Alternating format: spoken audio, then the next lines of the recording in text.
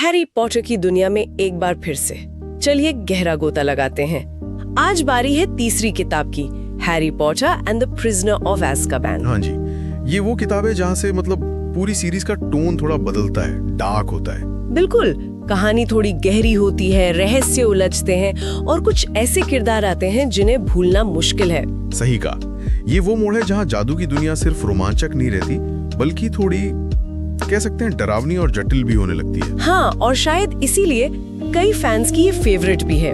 तो आज इसी पर थोड़ी गहराई से बात करेंगे, कहानी के वो खास पल, उसके पीछे छुपे मतलब और क्यों ये किताब और फिल्म इतनी अलग हैं। चलिए शुरू करते हैं। कहानी की शुरुआत जैसा कि अक्सर होता है, हैरी की डर्सलीज के साथ उबाऊ गर्मियों से होती है। उबाऊ से भी बदतर शायद, इस बार आंट मार्ज जो आ जाती हैं। ओह हाँ, आंट मार्ज, वो तो मतलब कैरेक्टर ही अलग था। हैरी का गुस्सा फूट पड़ता है और वो मतलब जादुई तरीके से फूलकर गुब्बारा बन जाती है। हाँ, वो सीन देखने में जितना फनी लगता है, हैरी के लिए उतनी ही बड़ी मुसीबत खड़ी कर देता है, क्योंकि अंडर एज विजर्ड्स को स्कूल के बाहर जादू करना अलाउड नहीं है। बिल्कुल, तो सजा के डर से हैरी आधी रात को घर से भाग जाता है और तभी उसे पहली बार वो बड़ा सा काला कुत्ता दिखता है ना? हाँ, वो कुत्ता जो उसे घूर रहा होता है, वो बाद में कहानी के लिए बहुत इंपॉर्टेंट साबित होता है। और फिर एकदम से वो अजीब सी नाइट बस आ जाती है, बैंगनी रंग की 3 मंजिला बस।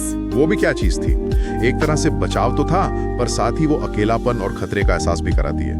बस उसे डायगोनली ले जाती है। हाँ, और डायगोनली पहुंचकर उसे पता चलता है कि एज़्काबान से एक बहुत ही खतरनाक कैदी भाग गया है, सिरियस ब्लैक। और खतरनाक ही नहीं, ये माना जा रहा है कि वो हैरी के पीछे हैं। यहीं से कहानी का वो डार्क टोन सेट होना शुरू होता है। बिल्कुल, एज़्काबान मतलब कोई मामूली जेल नहीं, वो विजर्डिंग वर्ल्ड की सबसे हाई सिक्योरिटी प्रिजन है।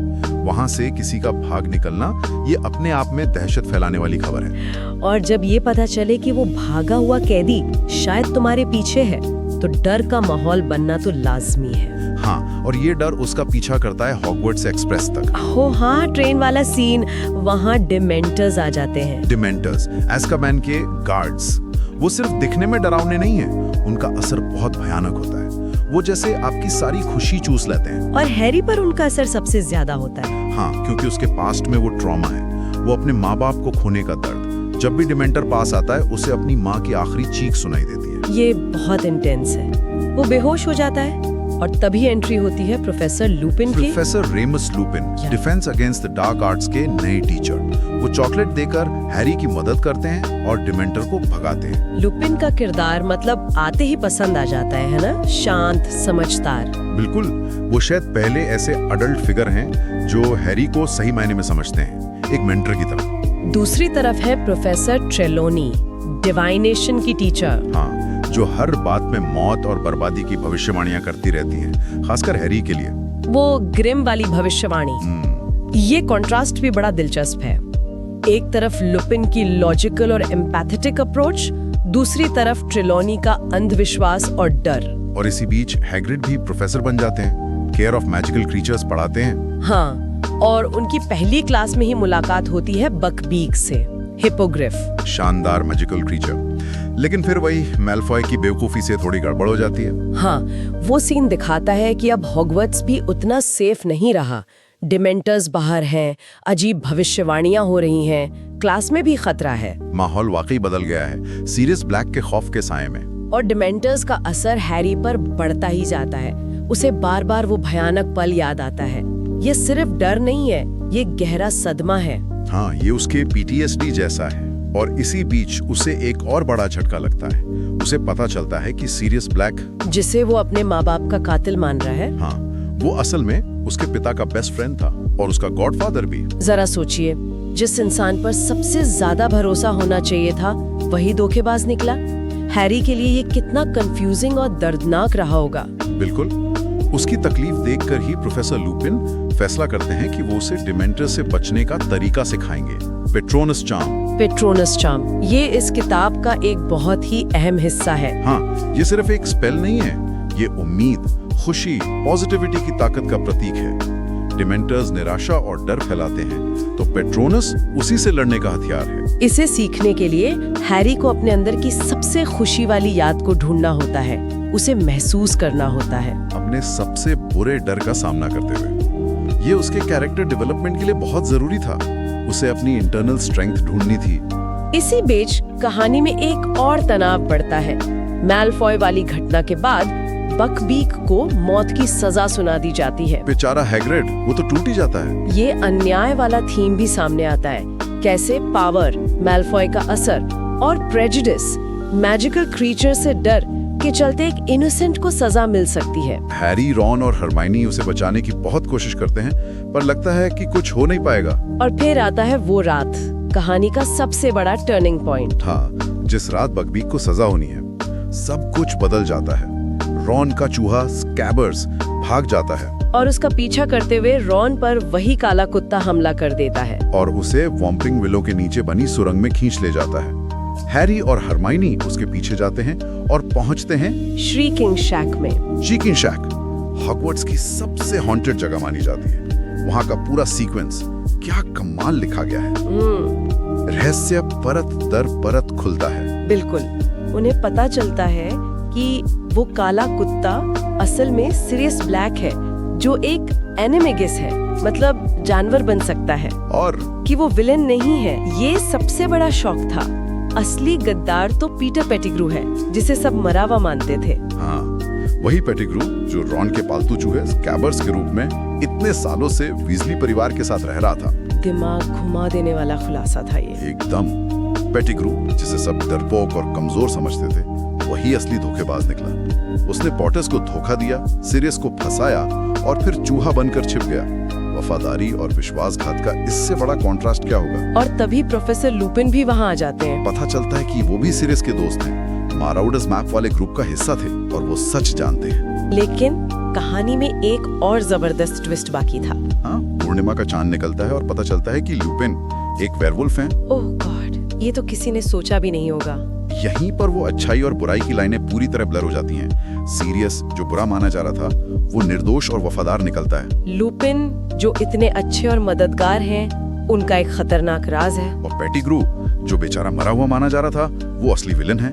ये दिखाता है कि किरदार कितने कॉम्प्लेक्स होते हैं। कोई पूरी तरह अच्छा या बुरा नहीं। इस पूरी अफरा तफरी और हंगामे में पेटिग्रू भागने में कामयाब हो जाता है। हाँ, और सीरियस फिर से पकड़ लिया जाता है और उसे मिलती है सबसे भयानक सजा, डिमेंटस किस, जिसका मतलब है उसकी आत्मा को हमेशा के लिए खत्म कर देना, उसे एक जिंदा लाश बना देना। हैरी और हरमाइनी के लिए बहुत ही डेस्परेट सिचुएशन है।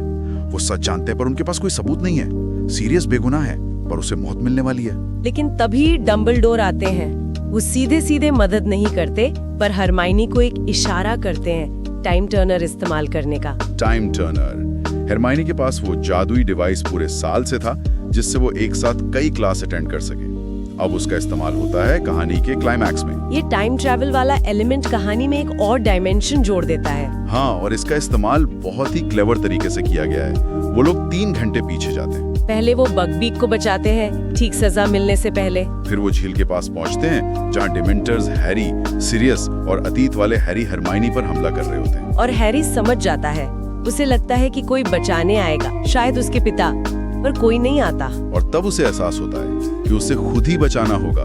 वो अपनी छड़ी उठाता है और वो जबरदस्त पावरफुल पेट्रोनस कास्ट करता है, जो सारे डिमेंटर्स को भगा देता है। और वो ये भी रियलाइज करता है कि जिस बचाने वाले को उसने पहले देखा था, वो कोई और नहीं, वो खुद ही था, फ्यूचर से आया हुआ। ये सेल्फ रियलाइजेशन का बहुत ही पावरफुल मोमेंट है। वो किसी मसीहा का इंतजार नहीं कर रहा, वो खुद अपनी ताकत पहचानता है और अपना रक्षक बनता है। बिल्कुल, किसी और के भरोसे नहीं, बल्कि खुद अपना हीरो बनता है। हाँ, और टाइम टर्नर का ये इस्तेमाल नियति और फ्री विल के सवाल भी खड़े करता है। क्या उन्होंने वाकई अतीत बदला, या जो हुआ वो हमेशा से होना ही था और वो बस उस लूप का हिस्सा बने?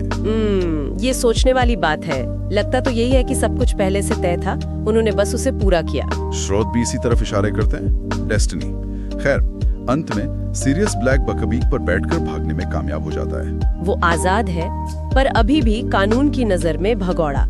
हैरी को उसके साथ रहने का मौका तो नहीं मिलता, जिसकी उसे उम्मीद जगी थी। हाँ, ये एक बिटर स्वीट एंडिंग है।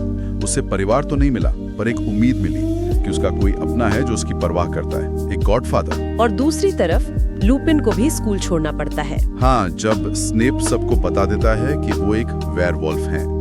ये समाज के डर और पूर्वाग्रह को दिखाता है। कैसे एक अच्छा काबिल इंसान भी अपनी पहचान की वजह से अलग थलग किया जा सकता है। तो हैरी गर्मियों के लिए डर्सलीज के पास लौटता है, लेकिन इस बार वो पहले से बहुत कुछ ज्यादा जानता है अपने अतीत के बारे में, अपने पेरेंट्स के दोस्तों के बारे में और शायद खुद के बारे में भी। हाँ, तो अगर इस पूरी कहानी के मेन थीम्स को देखें तो सबसे पहले दोस्ती और वफादारी। बिल्कुल, सीरियस की वफादारी पॉटर्स के लिए और पेटिग्रू का भयानक विश्वासघात। दूसरा, डर का सामना करना। डिमेंटर्स सिर्फ बाहरी खतरा नहीं है, वो अंदरूनी डर, डिप्रेशन, ट्रॉमा के सिंबल हैं। और पेट्रोनस चार्म सीखना, उस डर पर काबू पाने का, उम्मीद जगाने का सफर है। तीसरा, अपीयरेंस वर्सेस रियलिटी। चीजें हमेशा वैसी नहीं होती जैसी दिखती हैं। हाँ, किरदारों की कॉम्प्लेक्सिटी, कोई पूरी तरह अच्छा या बुरा नहीं है। लुपिन का राज, सीरियस की बेगुनाही, पेटिग्रू का धोखा।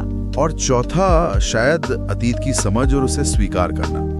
टाइम टर्नर से वो अतीत में गए पर उसे बदला नहीं, बल्कि शायद उसे समझा और अपना रोल पूरा किया। इन्हीं सब वजहों से प्रिजनर ऑफ एज़्काबान फैंस की इतनी पसंदीदा है।